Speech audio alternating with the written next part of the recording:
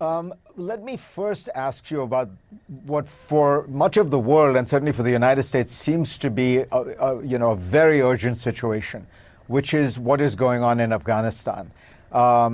Pakistan is, of course, bearing the brunt of it. The UN estimates you have already taken in almost 2 million refugees. How bad are things on the ground, and what could happen in the next weeks or months if there isn't a change in the situation? Well, Fareed, people in the US must understand one thing. Disliking Taliban government is one thing, but it's a question of 40 million, almost 40 million Afghans. Half of them are in a very precarious situation. So there's hunger, there's one of the Afghan winters is extremely wicked, ruthless. And so they're facing winter, the food shortages, malnutrition. The next couple of months, everyone is worried that they could be one of the worst, or already developing into one of the worst humanitarian crises.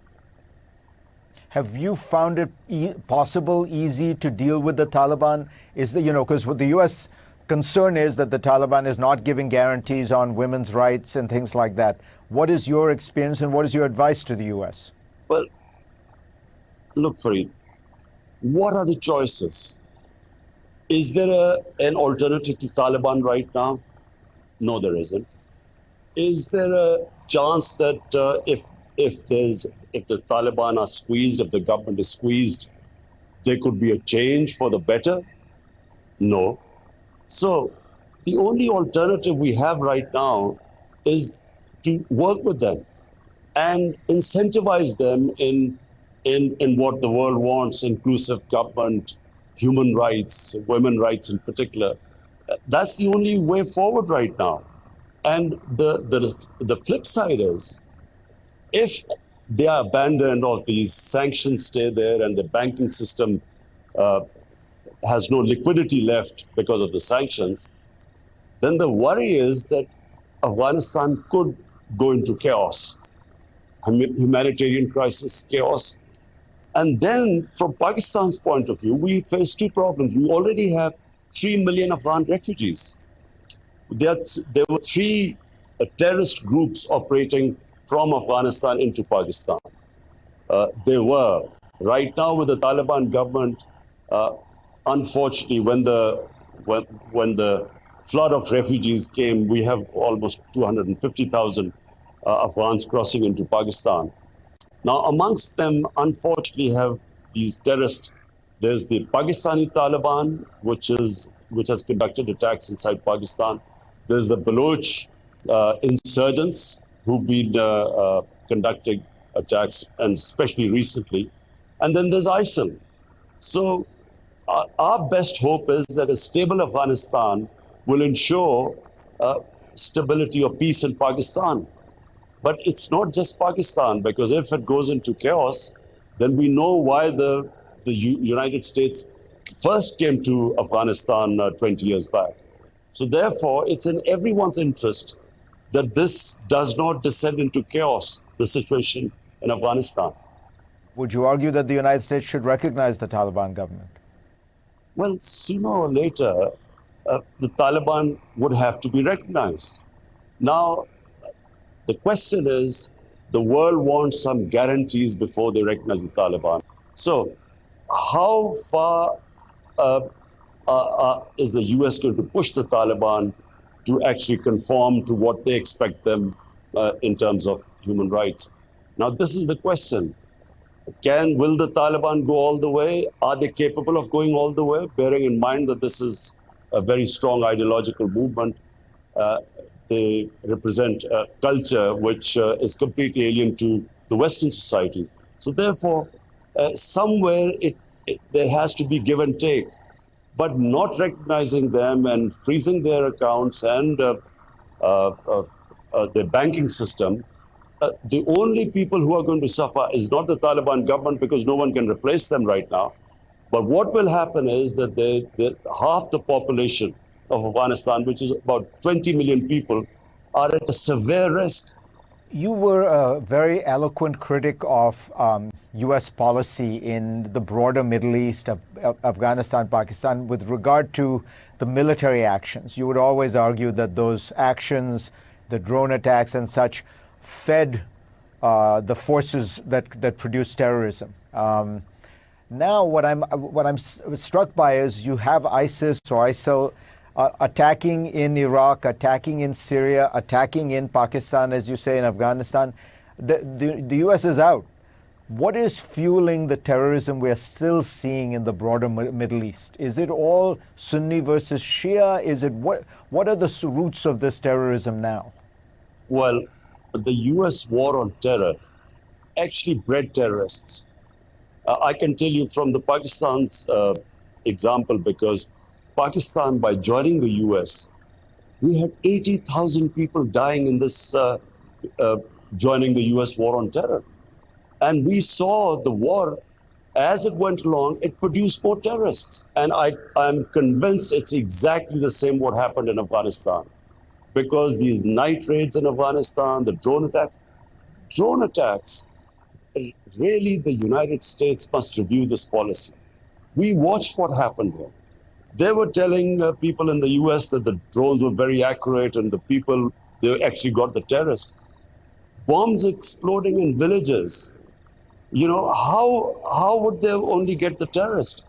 So there was a lot of collateral damage, and I'm afraid people in the US did not really, the public didn't know the amount of collateral damage.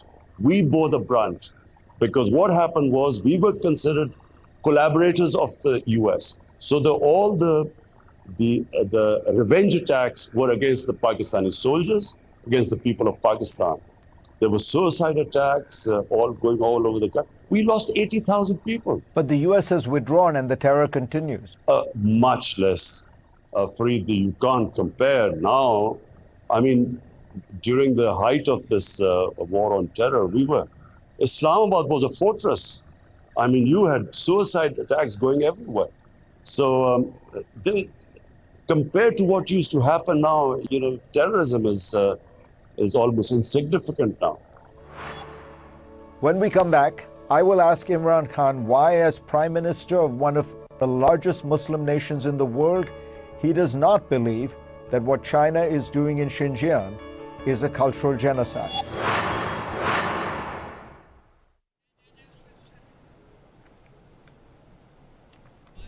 नाज़रीन, आपको बताएं कि वज़ीर-ए-आज़म इमरान खान अमरीकी नशरियाती इदारे CNN को interview दे रहे हैं। इस दौरान उन्होंने कहा कि अगले चंद माह के हवाले से अफ़गान अवाम के लिए हर कोई फ़िक्रमंद है। अफ़गानिस्तान में बदतरीन इंसानी बहरान जन्म ले रहा है। तकरीबन 4 करोड़ अफ़गान अवाम की बका का सवाल है, जिसमें से निसफ इंतहाई ख़तरनाक सूरत हाल से दो चार है। उन्होंने कहा कि क्या ये इम्कान मौजूद है कि अगर तालिबान को निकाल दिया जाए तो वहाँ पर तब्दीली आ जाएगी या उनकी हुकूमत ख़त्म हो जाएगी।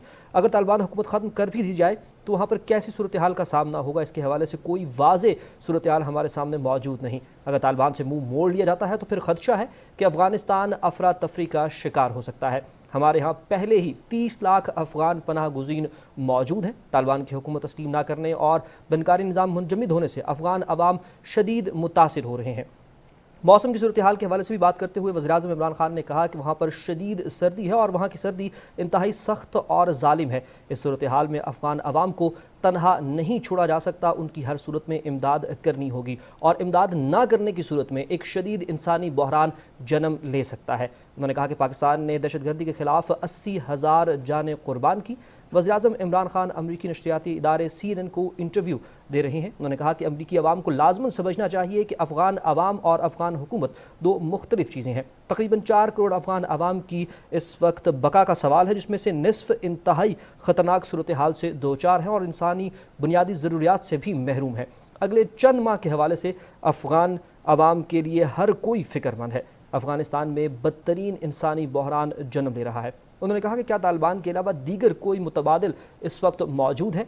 नहीं, कोई दीगर मुतबादिल इस वक्त अफ़गानिस्तान के अंदर मौजूद नहीं है। उन्होंने ये भी कहा कि क्या यह इम्कान मौजूद है कि अगर तालिबान हुकूमत को निकाल दिया जाए तो उसके बाद क्या सूरत हाल सामने आएगी। उन्होंने कहा कि वाहिद मुतबादिल हमारे पास मौजूद है, वो तालिबान के साथ काम करना ही है। उनके साथ काम करके ही सूरत हाल को बेहतर बनाया जा सकता है। طالبان سے منہ موڑ لیا جائے تو صورتحال کے خراب ہونے کا اندیشہ موجود ہے، اور اس سے پہلے بھی جب یہ صورتحال خراب ہوئی تو اس وقت قریباً 30 لاکھ افغانی مہاجر پاکستان میں آئے اور پاکستان کو اپنے دروازے ان کے لیے کھولنا پڑے۔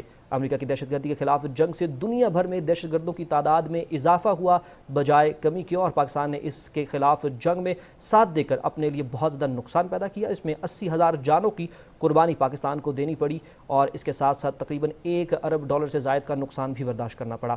پاکستان نے دہشت گردی کے خلاف امریکہ کا ساتھ دیا اور 80,000 جانیں قربان کی۔ نشریاتی ادارے CNN کو وزیراعظم عمران خان انٹرویو دے رہے ہیں۔ اس دوران انہوں نے کہا کہ اگلے چند ماہ کے حوالے سے افغان عوام کے لیے ہر کوئی فکر مند ہے۔ افغانستان میں بدترین انسانی بحران جنم لے رہا ہے۔ افغانی عوام کو اس وقت تنہا نہیں چھوڑا جا سکتا۔ موسم کے حوالے سے بھی انہوں نے بات کی کہ افغانستان کی جو سردی ہے وہ بہت بے رحم اور ظالم ہے، اور اس حوالے سے جو انسانی بحران ہے وہ مزید سخت صورتحال اختیار کر سکتا ہے۔ وہاں کی عوام کو امداد کی ضرورت ہے، مدد کی ضرورت ہے۔ نہ صرف امریکہ بلکہ بین الاقوامی برادری اس وقت افغانستان کو تنہا نہیں چھوڑ سکتی، اور اگر ایسا کیا جاتا ہے، ان کو تنہا چھوڑا جاتا ہے، تو اس کے بہت ہی سخت اور سنگین نتائج سامنے آ سکتے ہیں۔ انہوں نے کہا کہ اگر طالبان حکومت ختم کر دی جائے تو وہاں تبدیلی کیا بہتری کا موجب بنے گی، اس حوالے سے کچھ بھی واضح طور پر نہیں کہا جا سکتا۔ لہٰذا واحد متبادل جو ہمارے پاس اس وقت موجود ہے وہ افغان حکومت کے ساتھ کام کرنا ہے۔ اگر طالبان سے منہ موڑ لیا جاتا ہے تو پھر خدشہ ہے کہ وہاں پہ صورتحال خراب ہو سکتی ہے اور کوئی انسانی بحران جنم لے سکتا ہے۔ انہوں نے کہا کہ ہمارے ہاں پہلے ہی 30 لاکھ سے زائد افغانی اس وقت موجود ہے جن کے لیے پاکستان نے اپنے دروازے کھولے، اور اس سے پہلے جب وہاں پہ صورتحال خراب ہوئی پاکستان اس کا براہ راست شکار ہوا۔ انہوں نے کہا کہ تقریباً 4 کروڑ افغانی عوام کا اس وقت سوال ہے، ان کی بقا کا سوال ہے، جس میں سے نصف انتہائی خطرناک صورتحال سے پہلے ہی 2-4 ہیں، خطۂ غربت سے نیچے وہ زندگی گزار رہے ہیں، موسم بھی وہاں پر خراب ہے، اس کی وجہ سے بھی مسائل پیدا ہو رہے ہیں، اور اگر اب ان سب چیزوں کے اوپر عالمی برادری ان کو تنہا چھوڑ دیتی ہے اور ان کے جو منجمد اثاثے ہیں وہ بحال نہیں کرتی، ان کے حوالے نہیں کرتی، تو مزید انسانی بحران وہاں پر جنم لے گا۔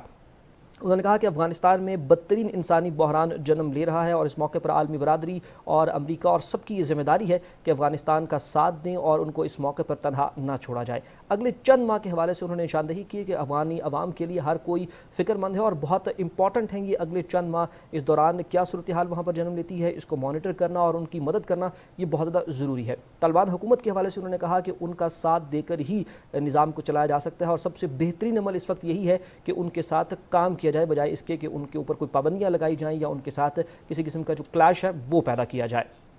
آپ کو بتائیں کہ وزیراعظم عمران خان امریکی نشریاتی ادارے CNN کو اس وقت انٹرویو دے رہے ہیں۔ انہوں نے کہا کہ اگر طالبان سے منہ موڑ لیا جاتا ہے تو پھر اس چیز کا خدشہ موجود ہے کہ وہاں پر افراتفری پھیل سکتی ہے۔ The Prime Minister of Pakistan.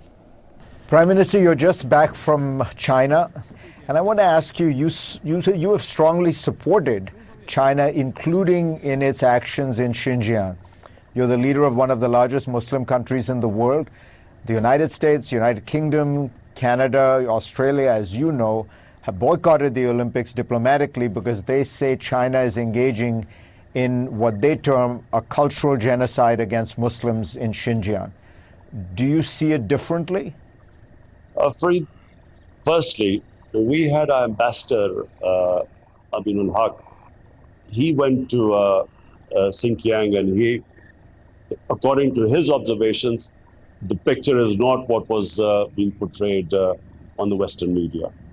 But more importantly, from our point of view in Pakistan, Kashmir is a disputed territory between Pakistan and India. Over the last 35 years, approximately, the figure varies, about 100,000 Kashmiris have died. Since 5th August 2019, the Indians have revoked the status of Kashmir, which unilaterally, which is, according to the United Nations Security Council, a disputed territory between Pakistan and India. There are extrajudicial killings going on. There are no rights there. There's clampdown there. There are 800,000 Indian troops in the Kashmir Valley. Now, I find it very difficult that there is hardly any indignation about what is happening in Kashmir compared to what is happening or what they say is happening in Xinjiang. So that's where I disagree with this. We as Pakistanis feel very strongly that this should be even-handed. Yes, if firstly, Kashmir is different because it's disputed between Pakistan and India, confirmed by the United Nations Security Council resolution. So for us, this is the immediate issue right now. And I'm afraid just doesn't get the attention it deserves. Are you saying that the treatment of Muslims in Kashmir is worse than the treatment of Muslims in Xinjiang? There would be absolutely no comparison. And I only have one source, and this is our ambassador in China, who's compared the two. There is no comparison there. I mean, in Kashmir, what is happening is criminal. But whatever is happening in Kashmir, do you condemn what is happening in China to Muslims there? If I believe the Western media, unfortunately, right now, Fareed, we are sadly, and I hope it doesn't happen, we are heading towards another Cold War. And we all know once, these sides are taken, then do you believe which side do you believe? Because two sides are completely different. What China is saying is completely different to what the US is saying or the Western media is saying. So who do you believe? That's why we asked our ambassador to give us his opinion. And it's not, what is appearing in the Western media. But my point is that right now, what should not happen is that we should not be heading towards another Cold War. And because then there's a lot of propaganda involved and you don't know what the truth is. Imran Khan, pleasure to have you on.